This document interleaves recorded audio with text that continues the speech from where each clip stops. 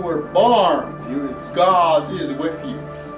No matter how hard it is sometimes, but God is with you.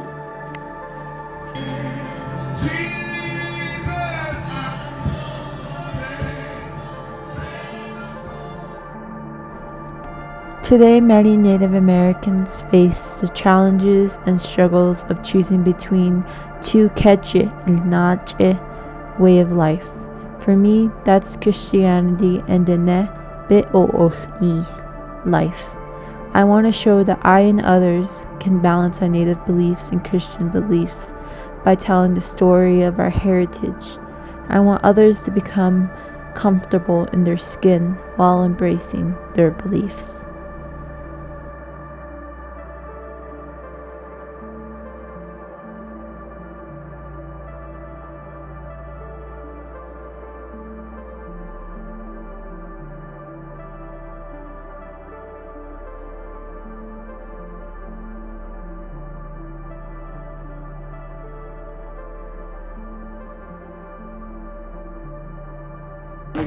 God, before the influence of Europe, we had the tradition and the culture that was totally driven by the languages. Like I speak the Keres language, you could speak the Diné, people speak Zuni, Tewa, Tiwa. So those languages are very key and instrumental in carrying out the religious roles and responsibilities.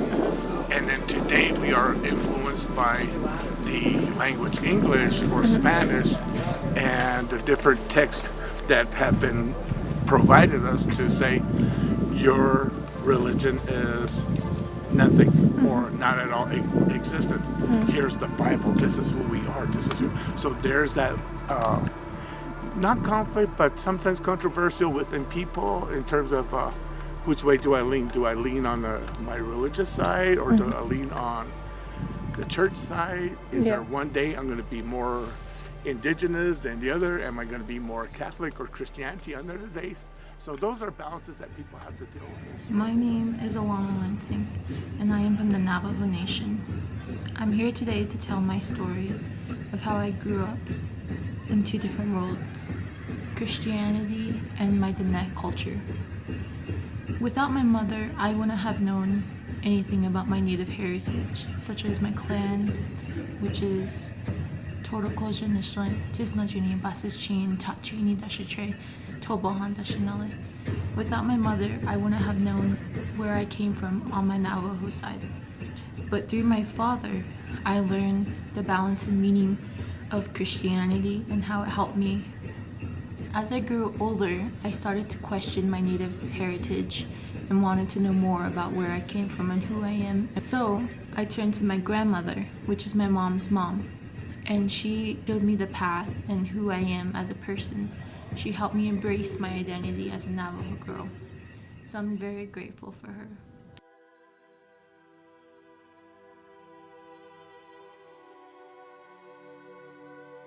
Going back to when Christianity was brought upon Native Americans, in the 1800s, the assimilation era occurred. It was built upon the goals of the reservation era by attempting to control and alter the customs and practices of Native children. Christianity was brought upon Native Americans through boarding schools, where they would say, "Kill the Indian him and save the man." It all started with when the Spaniards came and influenced Native Americans with Christian and Catholic beliefs, which then became forced upon us as a way to assimilate Native Americans.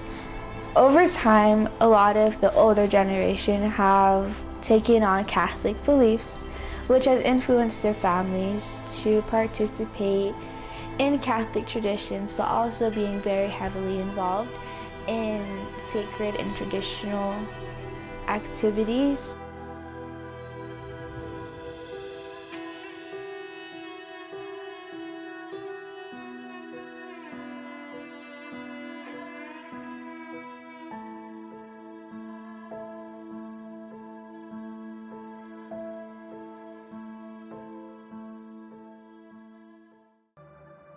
I was young and still going to school, boarding school, and with my brothers and my mom. We didn't know at that time. I didn't know Jesus, and I didn't know. We haven't heard about Jesus. I know my mom was saying that you're a Catholic. When I started going to school, she told me that you're a Catholic. And I didn't really know what Catholic was all about, but she used to tell me that you're a Catholic. And when I got to school, they asked you a question. What's your kainan or where you go to church? And then I said Catholic. My Nolly Lady and Nollyman are my father's parents.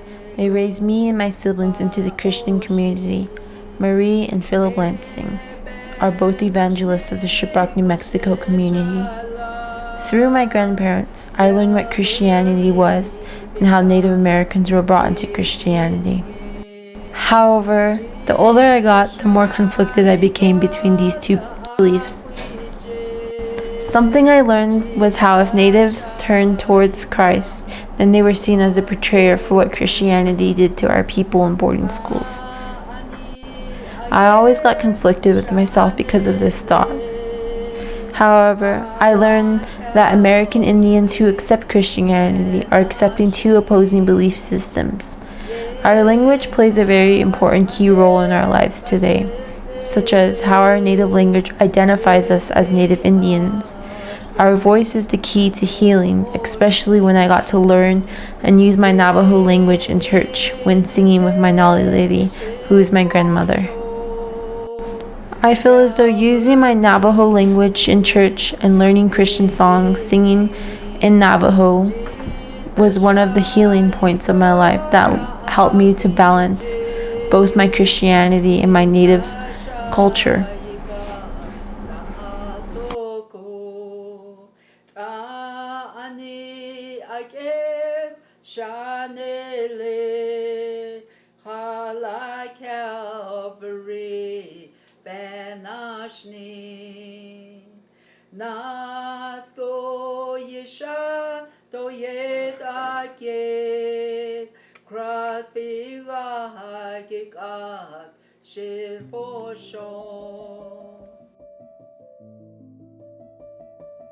In order for me to help my Native community who might be struggling to find a balance within their Native culture and belief, I will show my mother, Darshan Lansing's perspective on going to a Christian household, which is my father, Philip Lansing, Jr. I believe my mother's story will help young Native youth today with understanding how we can create a more positive balance of sharing two beliefs.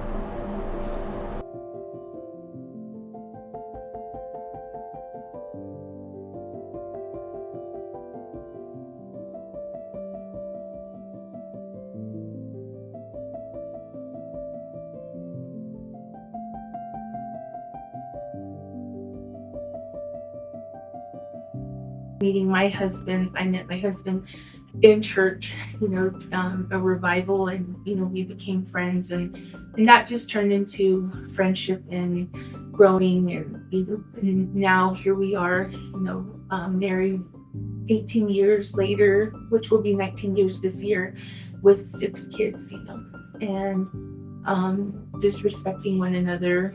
His mom and dad are evangelists, growing up in church, and they've been evangelists for so many years, and that's how I went into the family. And I support my husband in everything that they do with revivals, and being there for my mother-in-law, father-in-law, down to cooking, and being in church and taking my kids to church, since they were little. My older girls, Shauna, Alana, and Philip, and then my boys again.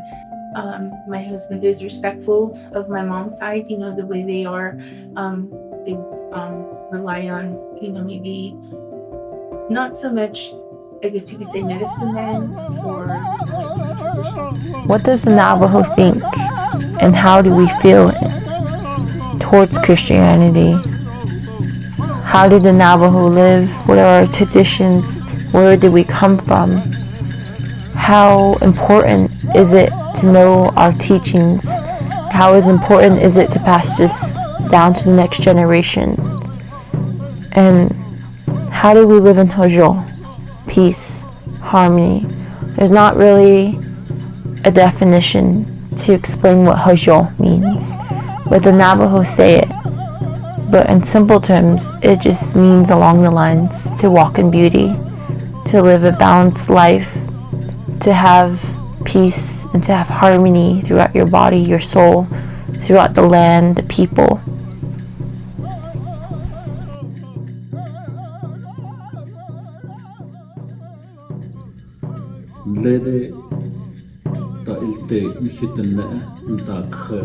Our life and our way, our traditions of the Diné people. It's always questioned how it is this way, how is it that way on both sides. We always ask, which is true from the beginning, we don't really know. From the beginning, our people came, the one with life, with fire and water, and then the one with sun and moon and stars, animals on this Mother Earth that are living things. Everything, even man and woman, are living. That's how they know, and that's how they show they carried the easy way of life, and that our language is made all from the beginning, and it's all the words that are pronounced. They all have the same name. Plants, trees, rock, they all have names. Rocks that speak for the different medicines, herbal medicines for our people. All of those are made back into songs. Sometimes we don't remember and we think about it. Again, different songs, beginning songs, the first songs that came out that our ancestors made. The medicine songs, that is our corn pollen and our traditional medicine that we use, and that's how we use it towards the Creator.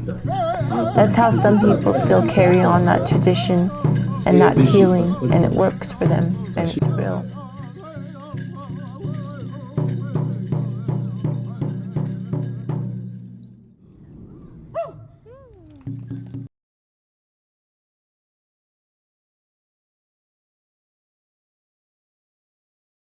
A story of being ripped from his family, stripped of his culture.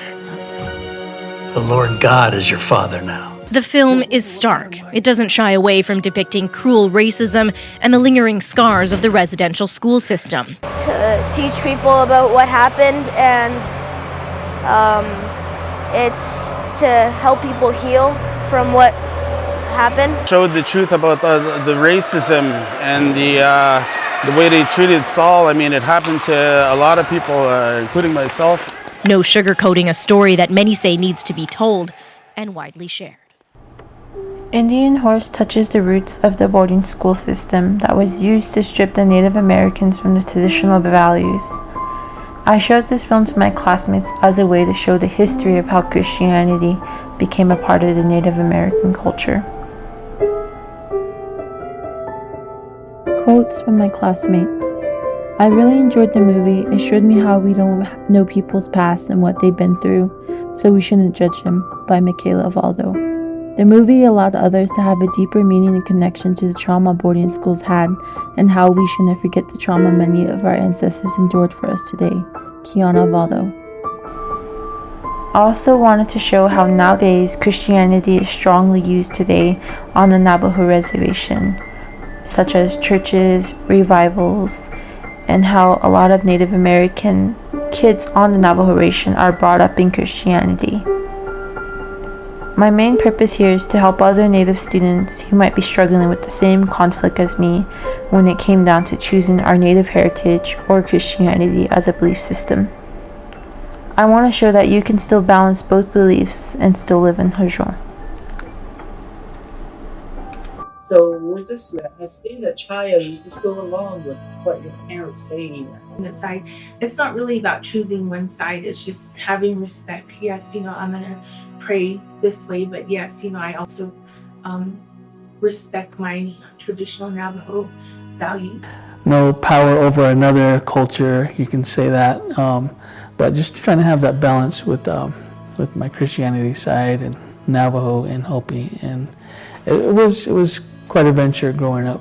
You gotta learn and respect people's values, learn and respect people's religion.